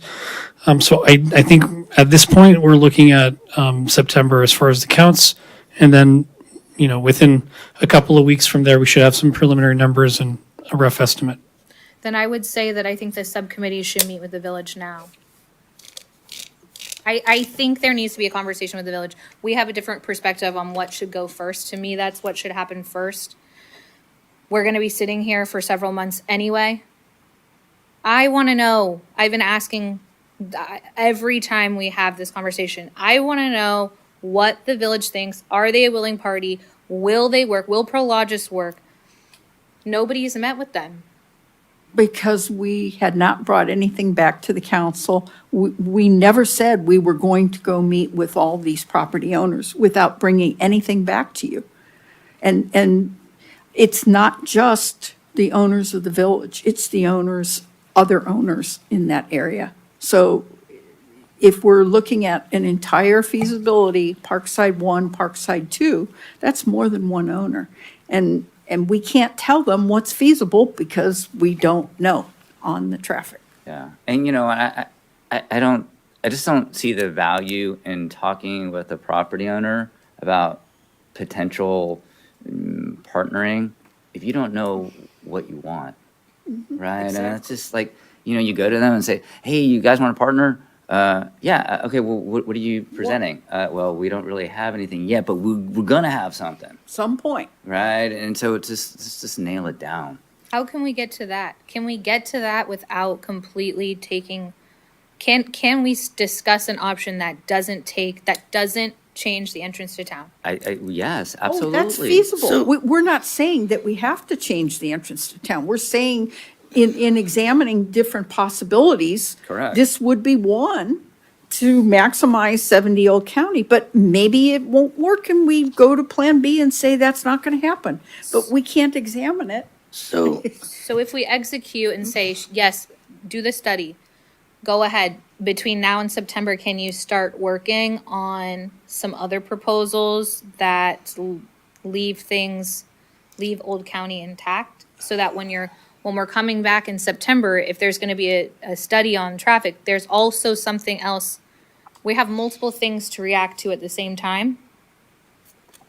So, we already have information that we've gathered through Good Cities and through the other process with Parkside. So we can bring those back if the council says, okay, I like this, I like that, but you know what? Let's change this. So- that's another option, right? So we already have that, but we don't have this one, right? This is one that we don't have, but this one is complicated, obviously. And the only way to understand if it's feasible is if the circulation is feasible. So hopefully we're good with that. One question I have, if the village was a willing partner, the cost of and the implementation of changing the entrance to town would pretty much be moot. Because we'd have a big enough area for a project without rerouting all the utilities and putting in a new roadway and doing eminent domain and making that cost of that piece of property so astronomical that nothing can afford to be built there. If we had a willing partner, all that would be moot. But we don't have a willing partner. We don't know. We've tried, and the economic development director, the city manager has tried to reach out to the owners of the village. It has not been easy, and we know that. And so, if there was a willing partner, we would have already, be doing something. I am sure, but the owner is not from here; they're in China, and it's difficult to make a connection. And so, so what can we do? Okay, well, we own this land. This is the land that we own. We're going to try and work something within the land that we control, because we cannot force someone to do a partnership if they don't want to. And if we don't have a plan, we don't have something that's feasible to them, why would they partner with us? So. Well, and as we learned from the architect in Mill Valley, once they had a viable plan, people wanted to buy the land, they wanted to develop it because they saw it as a good investment. So there's possibilities when you put something concrete before people and say, this is a vision. Would you like to partner with us on this? Or would you like to develop it this way? But if we want something to develop the way we want to see this area thrive, we've got to create that vision. We don't want to leave it up to someone else to come say, In-N-Out Burger's going on the corner. So when the architect was reacting to the things that you guys were talking about, were they reacting to 70, like this map we have here? Or are they reacting to the possibility of the village being part of that scope? It was both, right? So, Yes. because we told them the parameters. This is the land that we own. So what could we do with the land that we own? If we partnered with the village, could we do some housing? And so, because this might be difficult to have housing here if it's going to be at a density that is acceptable to the community. If you add the village, then perhaps you could have some greater density that would be more acceptable. And then who knows, if there was the possibility of working with Prologis. We haven't had that conversation yet because we need to understand the study, if this is viable or not.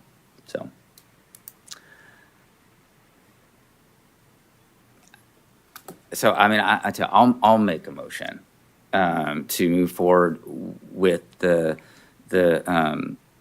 circulation study based upon the tighter costs, and with the understanding that if it's not feasible, we're not going to be paying that larger amount.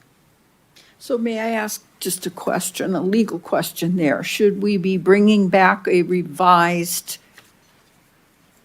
proposal from Fair and Peers that specifies exactly what they would be charging for minus these other items that we're more or less deeming not necessary, versus approving this and saying, well, we'll work out the details later?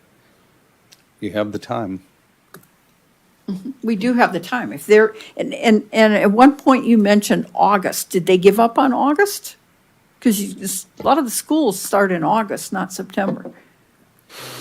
It was, I think it was early September because of the early part of the school year, but we can look at closer to August.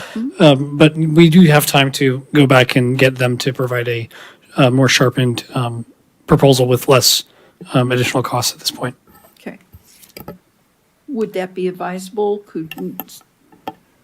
Sure, if that works for staff and Maz, you think that will work for the consultant, that's certainly that's a great approach. Okay. So this essentially gets continued to another meeting, so we have something more final to look at? Is that the pleasure of Yes. the council? Does So that what work? is the committee going to work on in the interim, provided there's authority to move forward with the study that's not happening until the end of the summer? What else are you guys doing in the interim? Are you doing anything in the interim? No, because we're going Plan A, Plan B. We're following the incremental progress that we were asked to do.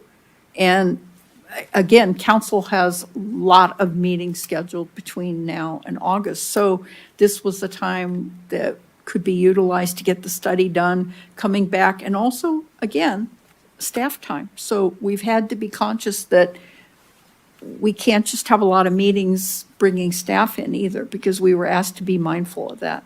But just felt Cliff said that there were other things that were on the table that could be brought back and that we could, I asked several times, can we look at other sites? And can we talk to good cities? Can we say, if we pulled this site, if we pulled that site, can we bring the density down if we're only using our parcel? I think that there are other questions that are on the table that could be answered outside of a study and just simply by engaging with our existing consultant.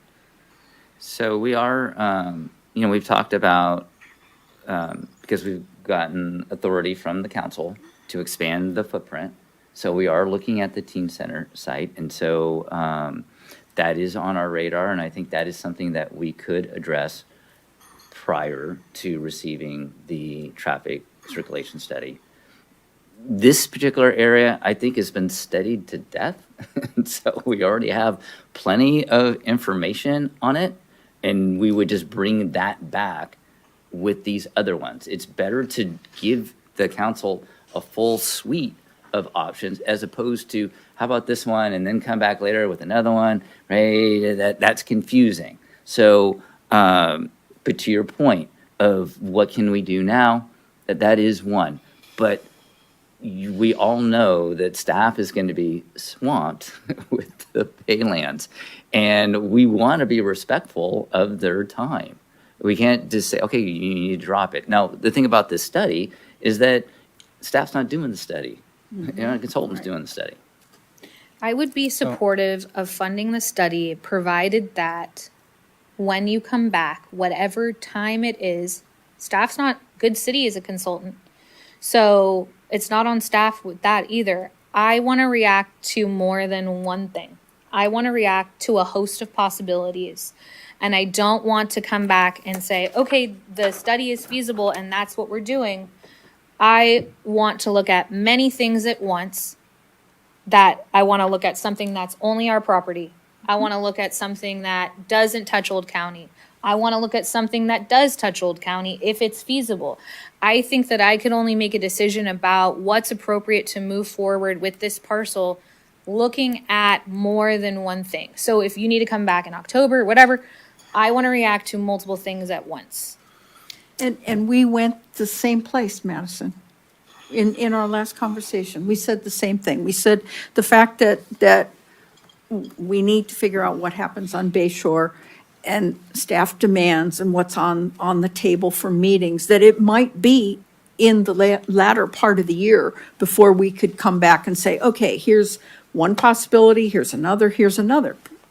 That would just fit in with what we were discussing, the last meeting we had. Well, it is coming out, it will be a year since we had this discussion. So the hourglass is definitely ticking here. I think there's one more piece to point out here. The actual results of this study, just the results alone, can have a dramatic impact on the property values of 125, 118, and 70. Just know that the results alone, whether or not we even take action on them, will have an impact on these. So there's a risk there. So No, for sure, but you got to know, right? And Christina, we still have a balance with good cities, don't we?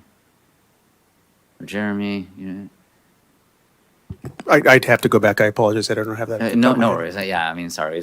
Like Councilmember think Kern we said, do. it's been a year, but I believe we do. we have a decent amount of money still to use, and we would utilize those funds. So absolutely everything you just said, that's what we've been thinking. Great. And so. Okay. So I just so would that's like, coming this year.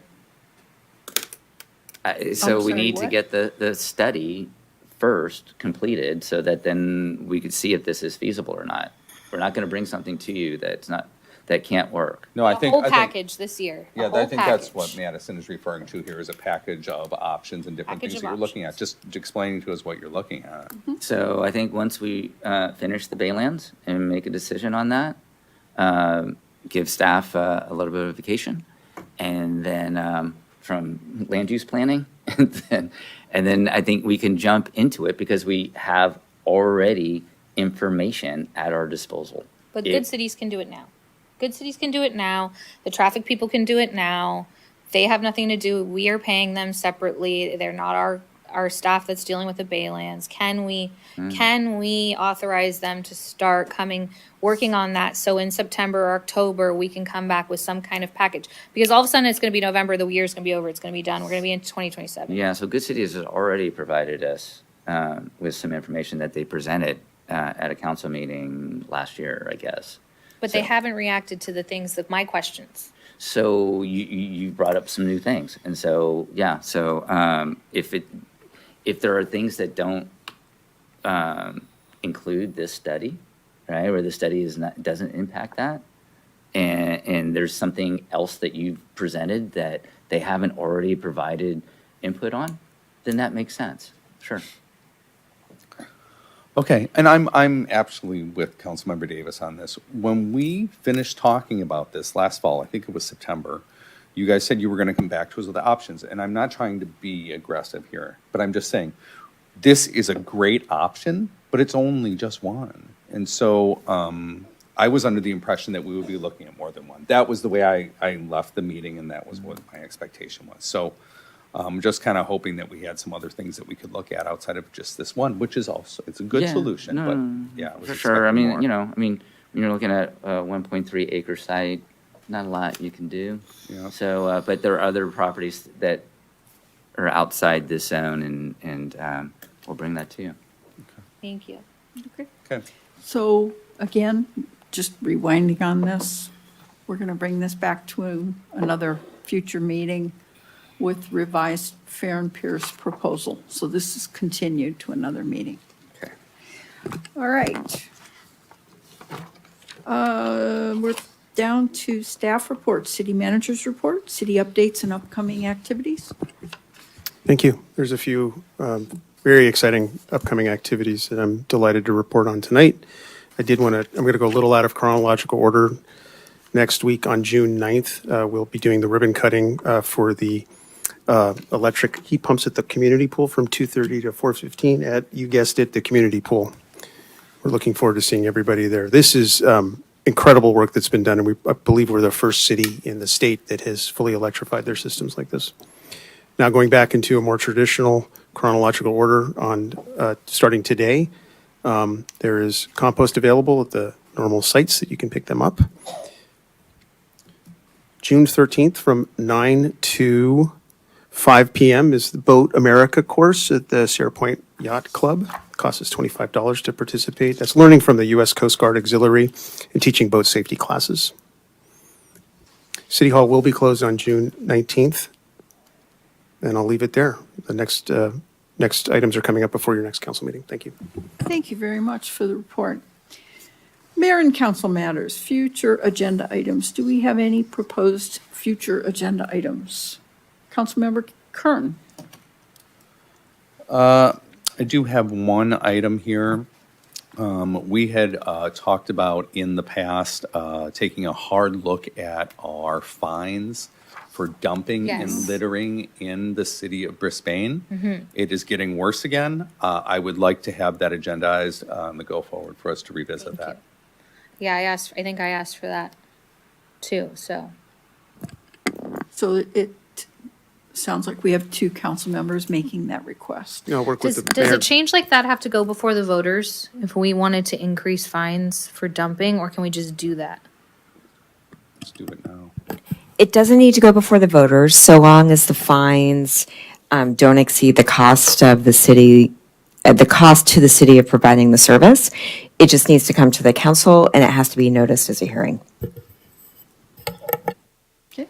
Fair, thank you. Councilmember Davis, any items? No items for me. Okay. Councilmember Lentz? Nope. Okay. Councilmember O'Connell? No, nothing for me. Okay, very good. Countywide assignments, subcommittee reports.